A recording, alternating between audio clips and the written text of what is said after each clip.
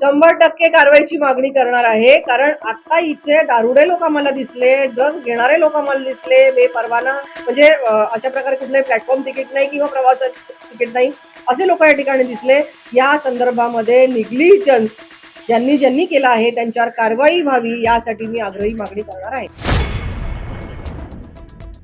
आता आपण आहोत पुणे रेल्वे स्थानकावर आणि या ठिकाणी खासदार मेधा कुलकर्णी यांनी या रेल्वे स्थानकाची पाहणी केली. एकंदरीत त्यांनी अचानक केलेल्या या पाहणी दौऱ्यामुळे रेल्वे स्थान परिसरात पाहायला गेलं तर अधिकाऱ्यांचा खूप मोठ्या प्रमाणात गोंधळ उडाल्याचे दिसून आले. या ठिकाणी ज्यावेळेस त्यांनी रेल्वे स्थानकात पुण्यातील जो रेल्वे स्टेशन आहे यामध्ये त्यांनी प्रवेश केला, यावेळेस त्यांनी दोनदा प्रवेश केला, पण या ठिकाणी दोन्ही वेळेस त्यांना जो TC आहे तो आढळला नाही. याबाबत त्यांनी खेदही व्यक्त केला. एकंदरीत त्यांनी अनेक ठिकाणाची पाहणी सुद्धा केली. यावेळेस खूप मोठ्या प्रमाणात नागरिकांनी त्यांना याबाबत तक्रार सुद्धा केली की या ठिकाणी खूप मोठ्या प्रमाणात अस्वच्छता आहे. आणि एकंदरीत पाहिलं तर त्यांना असे काही नागरिक दिसले ज्यांनी अक्षरशः ड्रग्जचं सुद्धा सेवन केलं होतं. आणि या ठिकाणी खूप मोठ्या प्रमाणात जे प्रवासी आहेत त्यांच्याकडे तिकीट सुद्धा नाहीत किंवा प्लॅटफॉर्म तिकीट सुद्धा यावेळेस त्यांना आढळले नाहीत. आणि एकंदरीत याबाबतची अधिकची माहिती देण्यासाठी आपल्यासोबत मेधा कुलकर्णी आहेत. नेमकं काय ते सांगतात ते आपण पाहूया. मी हे आग्रहाने सेंट्रल गव्हर्नमेंटला हे विनंती करणार आहे की रेल्वे स्टेशन ज्या स्टेटमध्ये आहे, ज्या शहरामध्ये आहे, त्या ठिकाणी त्या ठिकाणचे जर वेंडर्स असतील तर त्यांना त्या ठिकाणी उपस्थित राहता येईल स्वतःच्या स्टॉलवर. आणि असे जे गरजू असतील त्यांनाच ते स्टॉल दिले जावेत. पुणे शहरामध्ये सुद्धा अनेक गरजू आणि बेरोजगार तरुण तरुणी किंवा गरजू तरुणी महिला सुद्धा आहेत. बचत गटातल्या अनेक ऍक्टिव्हिटीज चालतात, अशाच लोकांना इथले स्टॉल दिले जावेत. इथे 17 अधिकृत स्टॉल आहेत आणि ते मॅक्सिमम आम्ही जे पाहिले ते सगळेजण बाहेरच्या राज्यातले आहेत. अशी एक पॉलिसी केली जाऊ शकते का? कारण की सेंट्रली हे स्टॉल्स अलॉट होतात असं यांचं म्हणणं आहे. पण सेंट्रली अलॉट होत असतील तरी सुद्धा त्याच्यामध्ये काही स्क्रुटिनी किंवा सॉफ्टवेअरच असं काही डेव्हलप होऊ शकतं का की त्या ठिकाणच्या रेल्वे स्टेशन्सला त्याच ठिकाणचे स्टॉल्स आहेत त्याचीच एंट्री व्हॅलिड ठरू शकते आणि त्याच्यातूनच निवडक स्टॉल्सला परवानगी दिली जाऊ शकते. काही ब्रँडेड असू शकतात, जसे की आता काही स्टॉल्स या ठिकाणी आहेत. नाही, मी कोणाची ऍडव्हर्टाईज नाही करणार, पण काही स्टॉल्स या ठिकाणी काही ब्रँड्स आहेत की ठराविक आहेत, तर ते तुम्हाला काही त्याचा रेशो ठरवता येईल का की ते असावेत पण बाकीचे लोकल स्टॉल असावेत. यासाठी म्हणून मी आग्रह लोक आहेत, ड्रग्ज घेतलेले लोक आहेत, पोलीस प्रशासन इथलं काय करताय त्यांच्यावर कारवाईची मागणी करणार आहात? 100% कारवाईची मागणी करणार आहे. कारण आता इथे दारुडे लोक आम्हाला दिसले, ड्रग्ज घेणारे लोक आम्हाला दिसले, बेपरवाना म्हणजे अशा प्रकारे कुठलंही प्लॅटफॉर्म तिकीट नाही किंवा प्रवासाचं तिकीट नाही, असे लोक या ठिकाणी दिसले. या संदर्भामध्ये निग्लिजन्स ज्यांनी ज्यांनी केलं आहे त्यांच्यावर कारवाई व्हावी यासाठी मी आग्रही मागणी करणार आहे. अस्वच्छता आणि असे प्रश्न याआधी देखील अनेकदा ऐरणीवर होते. आज पाहणी करून नेमकं तुमच्या काय लक्षात आलं? पुणे शहरातील रेल्वे स्टेशन बद्दल वारंवार तक्रारी माझ्याकडे प्राप्त होत होत्या. मग त्याच्यामध्ये अनिल परदेशी आमचे असतील, त्याचबरोबर आमचे चैतन्य जोशी म्हणून जे रेल्वेचे मेंबर आहेत कमिटीचे, त्यांच्याकडनं काही तक्रारी प्राप्त झाल्या होत्या.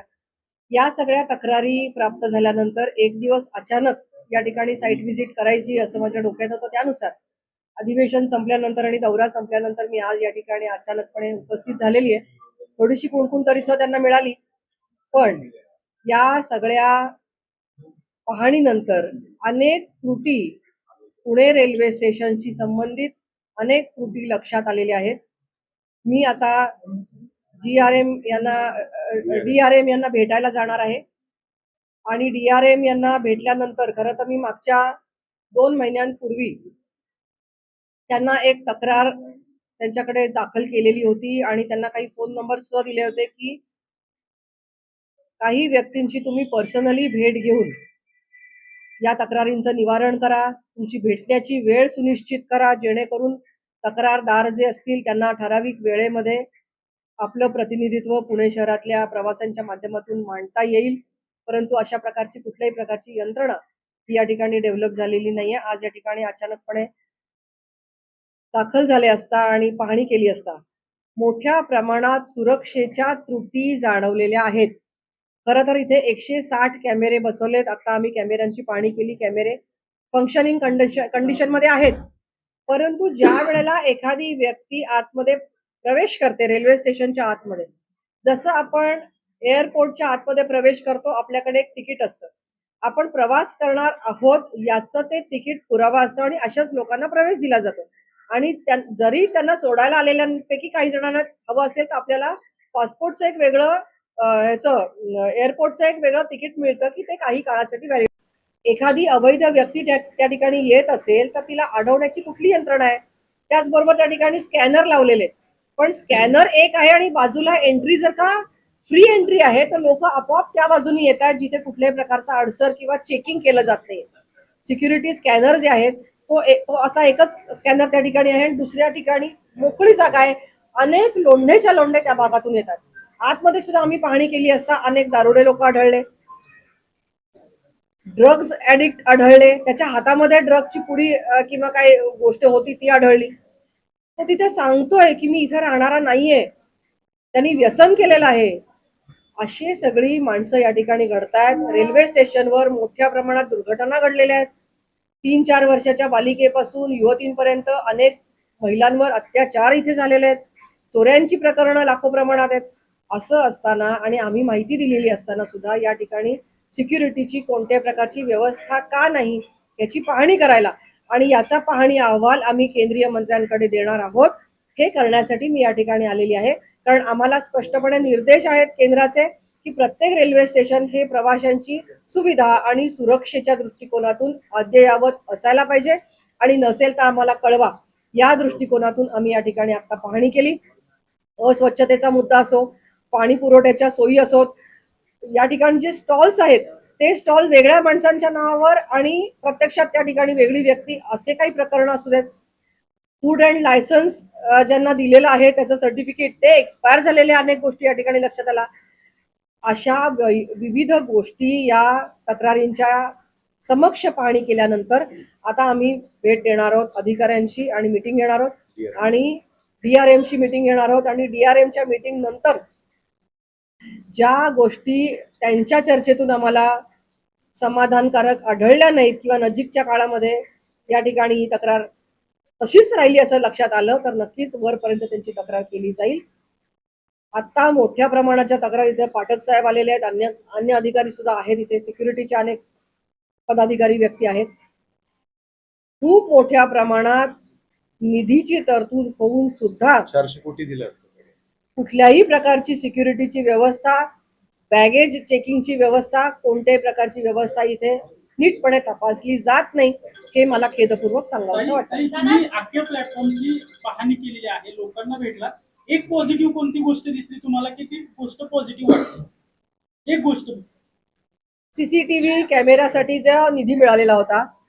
मग तो सेंट्रल सिक्युरिटीचा असेल किंवा निर्भया अभियानातला निधी आलेला असेल, याचे इम्प्लिमेंटेशन या ठिकाणी झालेलं आहे आणि हे स्क्रीन्स चालू आहेत ही समाधानाची गोष्ट आहे. जबाबदारी स्थानिक प्रशासनाला घ्यावीच लागेल.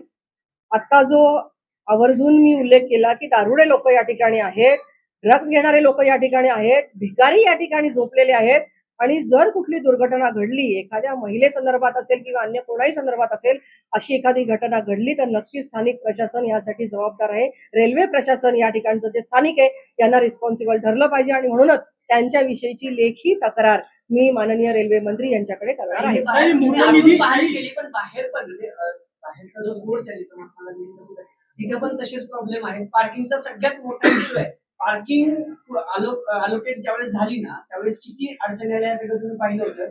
आता सर्वसामान्यांना ती पार्किंग करू दिली जात नाही, पैशासाठी शिवीगाळ होते, त्याच्यावर पण ती लक्ष द्या. पोलीस असून तिथं फायदा नाहीये काही.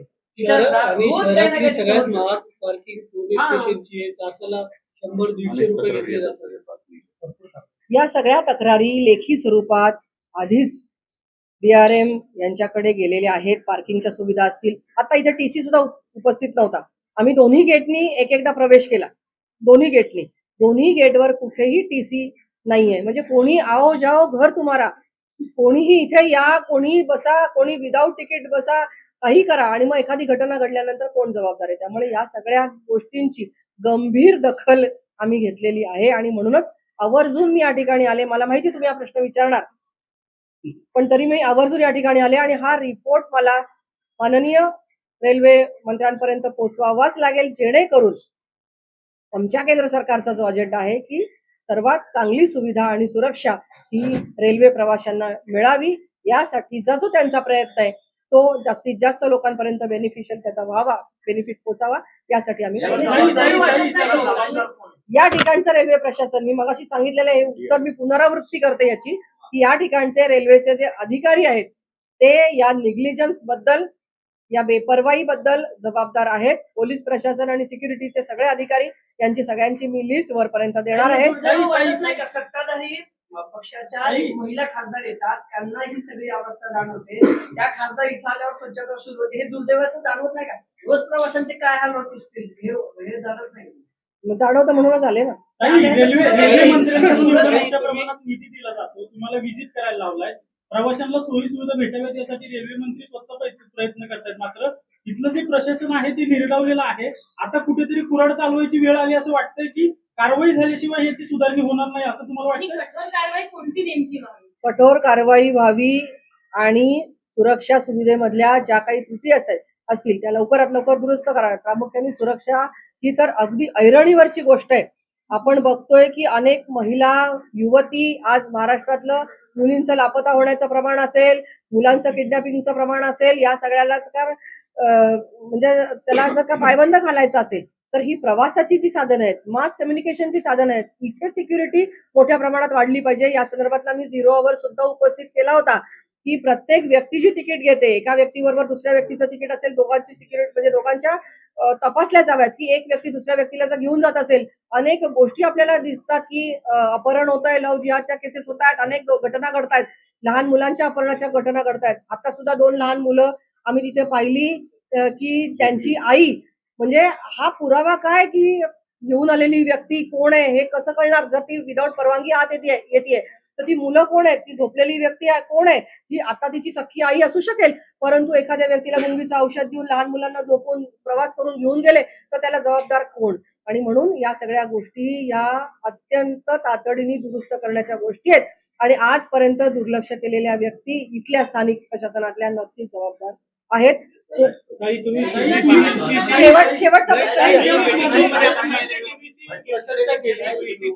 सीसीटीव्ही बद्दल तुम्ही प्रशंसा केली, मात्र टीसी रूम मध्ये कुठेही सीसीटीव्ही नाही, प्रवाशांचे मोबाईल हिसकवणे, त्यांना मारहाण करणे. आता तुमच्या समोर एका मुलाने तक्रार केली का त्याचा मोबाईल हिसकवला गेला, कशा पद्धतीने बघता या? आम्ही आता त्यांना विचारलं की प्रशासनाच्या ज्या इमारती आहेत त्यामध्ये कॅमेरे का नाहीत? कारण की पर्टिक्युलरली टीसी जिथे आहे त्यांची जी रूम आहे त्या ठिकाणी आम्ही गेलो होतो तर तिथे सीसीटीव्ही कॅमेरे नाहीत. ज्यांना पकडण्यात आलं होतं अशा काही व्यक्तींचे मोबाईल हे त्या प्रशासनातल्या काही व्यक्तींनी जप्त केले. मग आतापर्यंत असे किती कॅमेरे जप्त केले? जप्त केलेलं सामान कशा रीतीने रजिस्टर ठेवलं जातं, ते कशा रीतीने मूळ मालकांना परत दिलं जातं, या संदर्भातली कुठली चोख यंत्रणा, ऑल प्रूफ यंत्रणा अस्तित्वात नाही.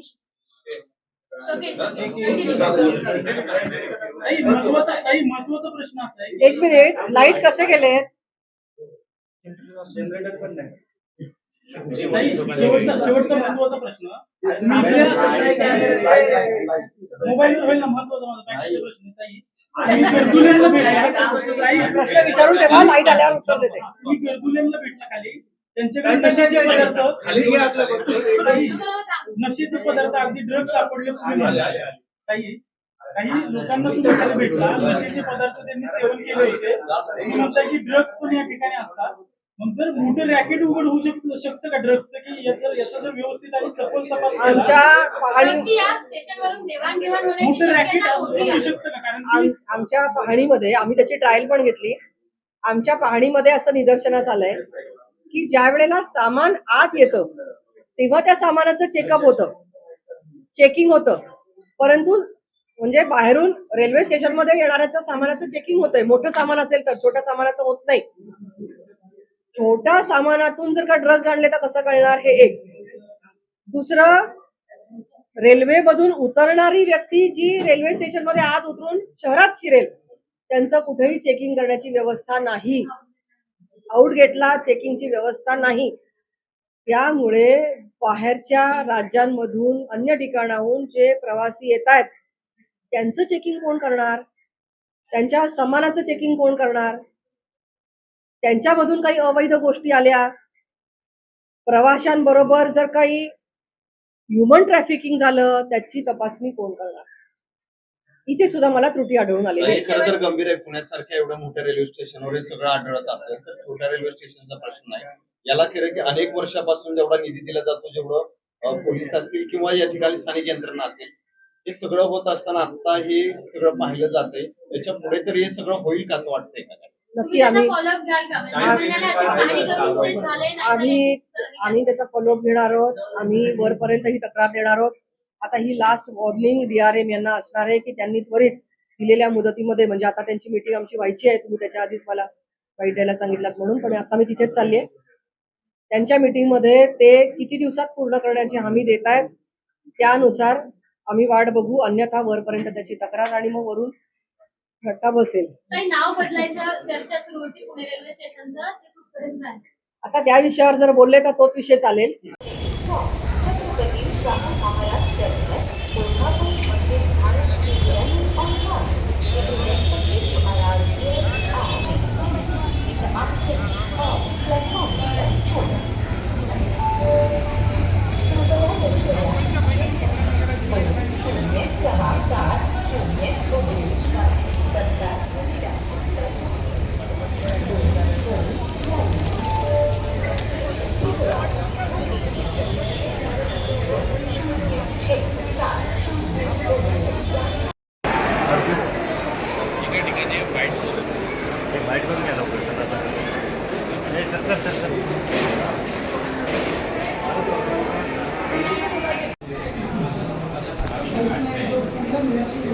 इथं काय बाहेर नाही, बाहेर बाहेर बाहेर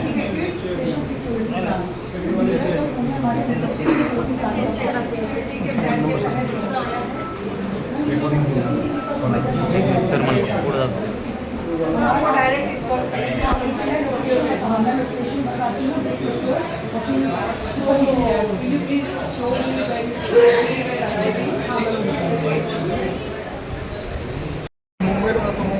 मुंबईहून इथे आला का? दारू कुठे प्यायली? इथं पिऊन प्यायली का पिऊनच आलाय? ऐकते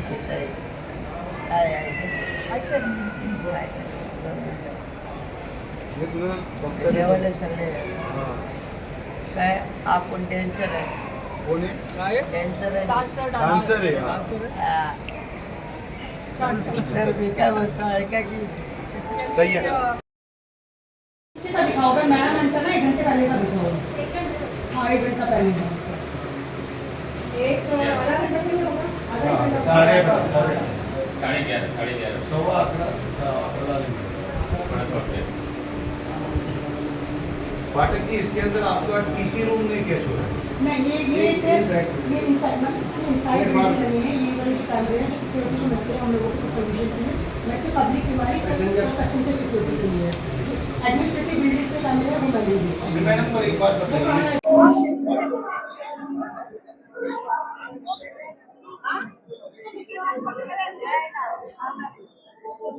आप इधर ही रहती हो, इधर ही सोते हो ना रोज?